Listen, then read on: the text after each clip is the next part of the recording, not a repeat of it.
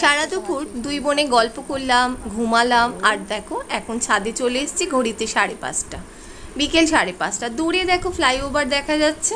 ওই ফ্লাইওভার কল্যাণী এমসে গেছে। তো এই ছাদের মধ্যে বেশ বোনের 16-17টা গোলাপ গাছ আছে। প্রতিদিন নিয়ম করে ও গাছে জল দেয় এই সময়। আমিও ওর সাথে সাথে গুটি গুটি পায়ে চলে এলাম। ও জল দেবে আর আমি গল্প করব। আর বেশ কিছু পায়রা কিন্তু এই সময় চলে আসে। প্রত্যেক দিন যেহেতু ও চাল দেয় পায়রাগুলোকে, তাই নিয়ম করে তারাও আসে। তো আজকে চারিপাশটা মানে একটু একটু মেঘ রয়েছে আকাশে, তাই বোনকে বলছি যদি বৃষ্টি হয় খুব ভালো হয়। সত্যি কথা, এতটাই বোনের মানে বাড়িতে গরম, দোতলায় সব সময় এসি ছাড়া এক মুহূর্ত থাকা যাচ্ছে না। আর ওই দেখো বোনের বড় ছেলে পড়তে যাচ্ছে, ওই যে চলে যাচ্ছে। এখন সাইকেল চালাতে শিখে গেছে, তাই সাইকেল নিয়েই পড়তে যাচ্ছে। তো চলো ও পড়তে যাক, আর আমি বোনের সাথে একটু গল্প করি। আর গাছগুলো দেখো, কিছু কিছু গাছ মানে ফুলগুলো এমনভাবে শুকিয়ে রয়েছে, আমি এবার দাঁড়িয়ে দাঁড়িয়ে এগুলো তুলে দিলাম। কি করছো ছোট্ট গলু, কি করো? এই যে আর একজন কাজ করছে। ও যখনই এখানে আসবে এটা পরিষ্কার ওটা পরিষ্কার সব কাজগুলো।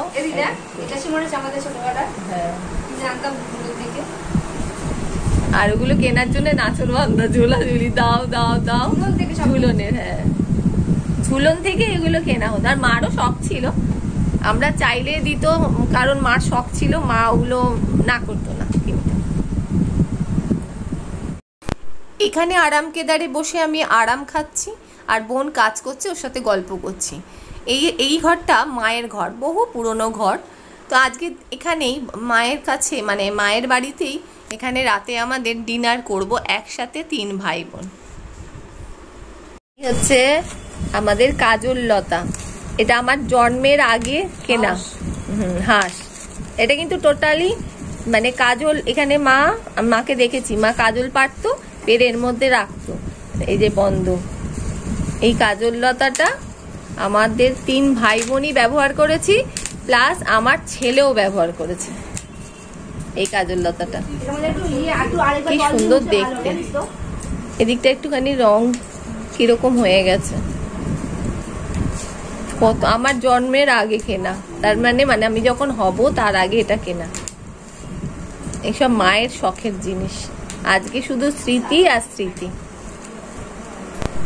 মা চলে গেছে 3 মাস হয়ে গেল। মা চলে যাওয়ার পর এই প্রথম আমি বাপের বাড়িতে আমরা 2 বোন এসেছি। ভালো লাগছে না, সব যেন ফাঁকা ফাঁকা, আর কোনো প্রাণ নেই। বড্ড পর মনে হচ্ছে, অথচ এই বাড়িতেই জন্মকর্ম সব কিছু, তাই না? মেয়েদের কি জীবন। এখন রাত্রি 10টা 10, আবার বোনের বাড়িতে খাওয়া দাওয়া করে চলে এসেছি। আর এই যে 2 ছেলে মিলে দেখো ঘরের মধ্যে ক্রিকেট খেলছে। উইকেটটা সারা দুপুর বসে ঘুমায়নি, বসে বসে উইকেট বানিয়েছে। ওদের মাথায় যে কি খেলে ভগবান জানে, ভালোই লাগে। এই তো শৈশব বলো। আজ নেক্সট ডে চলে যাচ্ছি, রেডি হয়ে গেছি। বোনের হাজব্যান্ডই আমাকে স্টেশনে পৌঁছে দেবে। বহু বছর পর একা একা ট্রেন জার্নি করব। একটা ভয় ভীতি তো আছে, মানে একটা জড়তা, ভয় নয় জড়তা। চলো সবাইকে টাটা দিয়ে স্টেশনে চলে এসেছি। বোনের বর ওই গেছে টিকিট কাটতে, আমি দাঁড়িয়ে আছি। আমাকে টিকিটটা কেটে দিচ্ছে, আমার বড্ড হেল্প হচ্ছে, কারণ অত দূরে গিয়ে আবার হেঁটে এতটা আসা একটু টাফ, কারণ আমার ভেতরে তো জড়তাটা যায়নি। তো যাই হোক, আজকে একা জার্নি করে সেই জড়তাটা আশা করি চলে যাবে। তবে বড্ড গরম, একদম মোটেই ভালো লাগছে না। তবে কাঁচরাপাড়া আমার প্রাণের শহর, আমার জন্মভূমি। দারুণ লাগে, ভীষণই ভালো লাগে। যতবার এখানে আসি ততবার মনে হয় এখান থেকে আর যাব না, এখানেই থাকবো। কিন্তু মেয়েরা যে বিয়ে হয়ে গেলে অন্য জায়গায় তার আপন জায়গা হয়। তো চলো এখন বসে বসে অপেক্ষা করি ট্রেনের জন্যে। আর আজকে সব ট্রেনই একটু লেট আছে, তো অগত্যা আমাকে বসে থাকতে হচ্ছে। আর এদিক দিয়ে অনবরত ট্রেন বেরিয়েই যাচ্ছে।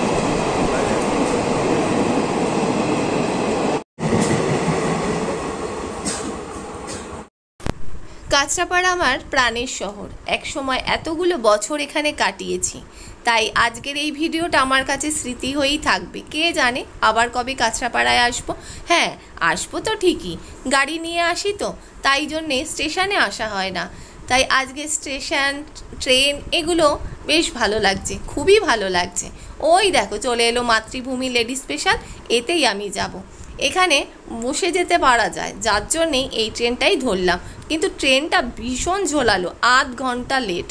তো জানি না কখন গিয়ে পৌঁছাবো। যাই হোক, অসুবিধা নেই, কিন্তু বাইরে প্রচণ্ড গরম। এত গরম না, ট্রেনের ভেতরে বসে রয়েছি কিন্তু গরম একটা হাওয়া। বলতে বলতে আমরা ব্যারাকপুরও ক্রস করে গেলাম। কত দিন পরে এই লাইনে একা যাচ্ছি, পুরনো স্মৃতিগুলো সব যেন চারা দিয়ে উঠছে। একটা সময় আমি একটা মাল্টি লেভেল বিজনেস করতাম। তো সেই ব্যবসাটা করতে আমাকে রেগুলার ডেলি প্যাসেঞ্জারের মতন ট্রেন জার্নি করতে হতো। তো তখন কোনো ব্যাপারই ছিল না, বয়সটাও কম ছিল। আর আজকে ভীষণ যেন একটা বাধো বাধো লাগছে। পারবো তো, আমি একা জার্নি করতে পারবো তো? কিন্তু দেখো, সবই মানুষের অভ্যাস। আবার যদি কয়েক ক্ষেপ যাওয়া আসা করি, আবার এটা অভ্যাস হয়ে যাবে। তবে গরমটা ভীষণ বাদসাদে, এই গরমের জ্বালায় বেরোতে ইচ্ছা করে না। দেখো ট্রেনগুলো একটার পর একটা যাচ্ছে, বেশ ভালো লাগছে, খুবই মজা পাচ্ছি। তো চলো, শিয়ালদা এবার ট্রেন ঢুকছে, আর বেশিক্ষণের অপেক্ষা না, বাড়ি গিয়ে দেখা হচ্ছে। Good morning. আজ নেক্সট ডে। কালকে বাড়িতে এসে এতটাই ক্লান্ত ছিলাম, আর রোদে তো বেরোই না, অভ্যাস নেই, আর বহু বছর বাদে ট্রেনে জার্নি করেছি, যার জন্যে না পুরো মানে একদম শরীর ছেড়ে দিয়েছিল। আমি এখন ঠাকুর ঘরে চলে এসেছি, ঠাকুর দিতে হবে। আর দেখো সকাল থেকে উঠেই ঘামছি। তো এখন যাব, ঠাকুর দেব। আর আশা করি তোমরা সবাই ভালো আছো, আমিও ভালো আছি। কালকে ভিডিওটা শেষ করা হয়নি, কারণ ভিডিওটাই তো করা হয়নি পুরো কমপ্লিট। তো এসে স্নান টান করে খেয়ে একদম টানা ঘুম দিয়েছি, আর রাতে আর ইচ্ছা করেনি, পুরো ল্যাদ খেয়েছি। তো যাই হোক, আজকে আবার ভিডিওটা শুরু করলাম, কারণ শেষ করতে হবে। চলো ঠাকুর দিয়ে নিয়ে তারপরে আবার আসছি। পুজো টুজো তো সব সারা হয়ে গেছে, চলে এসেছি। কি কাজ করতে দেখাই। মিক্সিতে আমি ওটস গুঁড়ো করছি, এর আগেও তোমাদের বলেছি। ওটসটা প্যাকেটটা রাখাই ছিল, আমি তো ছিলাম না বাড়িতে, তাই ভাবলাম যে না, আজকে এই প্যাকেটটার গতি করব। সব ওটসটাই হালকা একটুখানি তেলে নিয়েছি শুকনো কড়াইতে, তারপর এটাকে গুঁড়ো করে রাখছি।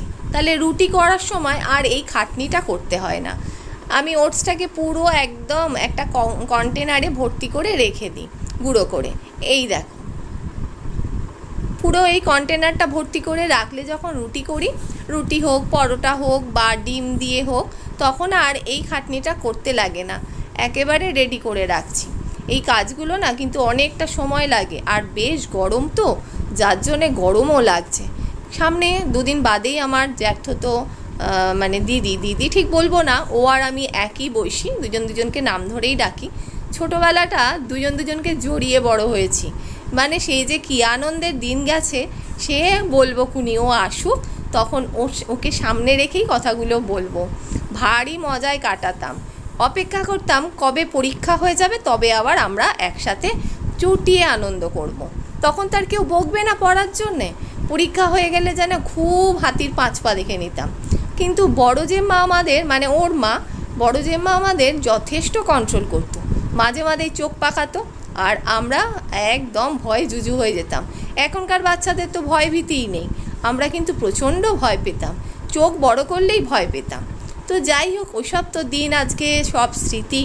আর তারাও আজকে আর কেউ এই পৃথিবীতে নেই, ওরও মা বাবা কেউ নেই, মানে আমার বড় জ্যাঠা জেম্মা কেউ নেই। আমরাও আজকে বলতে পারো বাবা মা ছাড়া অনাথ। তো যাই হোক, আর এখানে দেখো সব কিছুই আমি রেডি করে নিলাম। আর তোমরা তো জানো আমি বাড়িতে চিনি একদমই আনি না, এই যে জাগরি পাউডার, তো ওই পাউডারটাও শেষ হয়ে গেছে, তাই জন্যে কর্তামশাই কালকে এনে রেখেছে। তো এগুলো সব গোছগাছ করে রেডি করছি, কারণ দেখো বিনা রান্নার কাজ করে, তো ওকে এসব করতে দিলে হয়তো করে দেবে, কিন্তু যতটা আমার পক্ষে সম্ভব আমি কাজ গুছিয়ে রাখি, রাতে ওর দেরি না হয়, চটপট হয়ে যায়। আর তারপরে ঢালতে গেলে হয়তো কম বেশি পড়েও যেতে পারে, কিছু বলতেও পারবো না, তাই আমি এই কাজগুলো গুছিয়ে রাখি।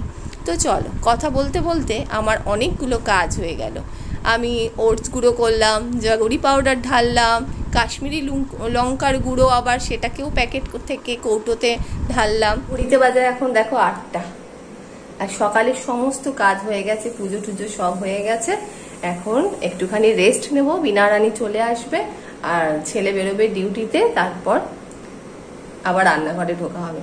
যা যা গোছানোর মানে ওটস, জাগরি পাউডার যেগুলো সব এনেছিল প্যাকেট থেকে কেটে, ওটসটা আমি একটু হালকা টেলে নিয়ে গুঁড়ো করে রেখে দিই। যারা যারা ওটসের রুটি খাও বা পরোটা খাও তারা তো জানোই, আর যারা খাও নি এখনো, মানে বাড়িতে ইউজ করো না, তাদের অবশ্যই বলবো ওটস অবশ্যই খাও। আটা ময়দা একদম অ্যাভয়েড, একদম অ্যাভয়েড। আর চিনি, বাড়িতে চিনি আমার একদম আসে না, চিনি আমি ঢুকতেই দিই না, কারণ এখন চিনিতে অনেক বাজে বাজে রোগ হচ্ছে। তো সবাই তো তোমরা জানো, তবে এটা মানে যতটা সম্ভব যদি নিজেরা ইউজ করো তাহলে খুব ভালো হয়। তো চলো, প্রচন্ড গরম হচ্ছে, ঘামছি খুব, মানে এত হিউমিডিটি বেশি না, ঘাম হচ্ছে, কাজ করতে পারছি না। তো এখন কাজে হাত দিই, আর এতক্ষণ কাজই করছিলাম, একটু রেস্ট নিয়ে ফ্যানটা চালাবো, ফ্যান চালালে কথা বললে তোমরা শুনতে পাবে না, একটু কথা মানে বলে নিলাম। চলো।